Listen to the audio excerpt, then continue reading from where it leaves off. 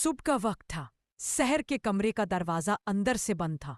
जब जबरदस्ती दरवाजा खोला गया तो अंदर का मंजर सबके रोंगटे खड़े कर गया। बिस्तर पर सिर्फ एक पुरानी तस्वीर रखी थी और शहर कहीं नहीं थी। जब तस्वीर को करीब से देखा गया तो दादी के पीछे अब 3 धुंधले चेहरे झलक रहे थे और उन चेहरों में से एक बिल्कुल नया था, जिसे कोई पहचान नहीं पा रहा था।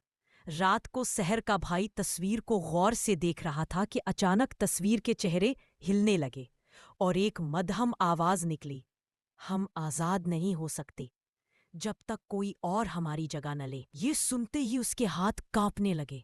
कमरा अचानक अंधेरे में डूब गया। भाई ने तस्वीर फेंकने की कोशिश की, मगर तस्वीर उसकी हथेली से चिपक गई।